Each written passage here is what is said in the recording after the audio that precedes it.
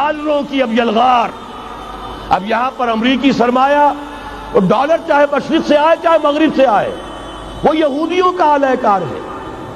آپ نے اگر $1 نوٹ کا اگر کبھی نقشہ دیکھا ہو، اس کے اوپر جو سگنیا بنا ہوا ہے، جو نشان ہے، وہ کیا ہے؟ پیرامڈ، احرام مصر. یہ کن کے لیے اہمیت رکھتے ہیں؟ ہزارہا یہودیوں کا خون اور ان کی ہڈیاں ان پیرامڈز کے تلے دبی ہوئی. جب یہ احرام بنائے گئے تھے، یہ یہودی وہاں غلامی کے دور میں تھے، بیگار ان سے لی جا رہی تھی. بڑے بڑے پتھر جب گرتے تھے تو پسنے والے یہودی ہوتے تھے.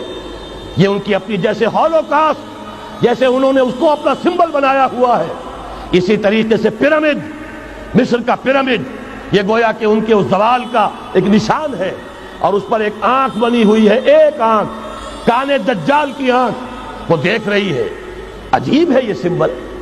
نیچے لکھا ہوا ہے نووس آرڈو سیکلورم، اور یہ در حقیقت 1776 جو نیچے لکھا ہوا ہے وہ رومن حروف کے اندر یہ 1776 ہے، جو میں بتا چکا ہوں آرڈر آف الومناٹی وساپ نے قائم کیا تھا.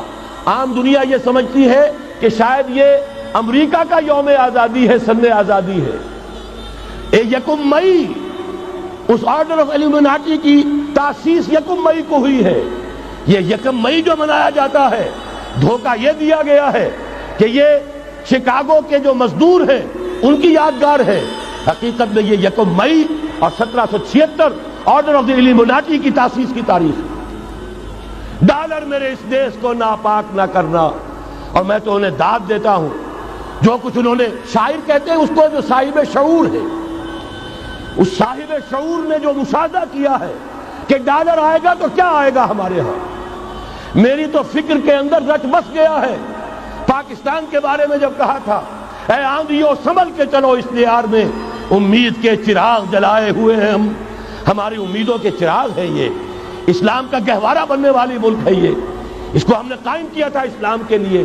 یہ آندھیاں نہ چلیں. اس ملک کو ہم نے اسلام کے چراغ جو ہے ہم نے اس میں روشن کیے ہوئے ہیں. اے آندھیو سنبھل کے چلو اس دیار میں، امید کے چراغ جلائے ہوئے ہیں ہم. بہرحال یہ تیسرا سیلاب ہے، ننگی سرمایہ داری، جس کی پھر لعنتیں ہوتی ہیں. ایک طرف فقر، ایک طرف احتیاج، ایک طرف بھوک، ایک طرف دولت کے انبار. پہلے بھی ہمارے ہاں فرق کم نہیں ہے، لیکن اب جو ہوگا، اگر یہ بات پوری ہو گئی تو وہ ننگی سرمایہ داری.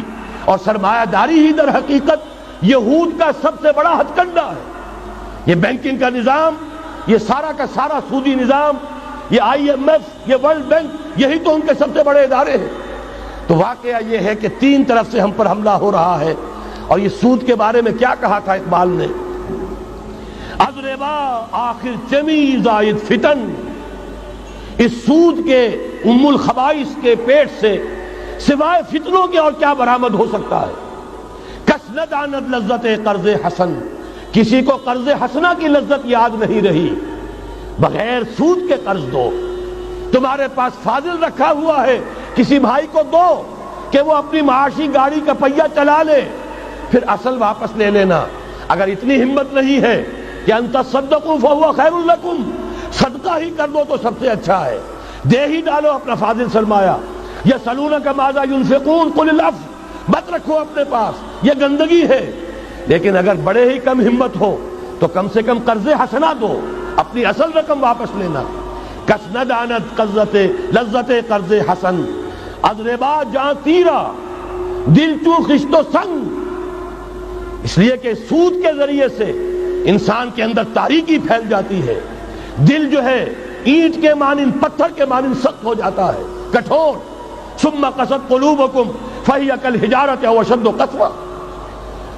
آدمی درندہ بے دندان و چنگ، اور انسان بغیر اس کے کہ بھیڑیوں والے دانت ہوں اور بھیڑیوں والے پنجے ہوں، بھیڑیا بن جاتا ہے. بہرحال اب کرنے کا کام کیا ہے اس کو سمجھیے. اس پوری صورتحال کا میں نے آپ کے سامنے نقشہ پیش کر دیا.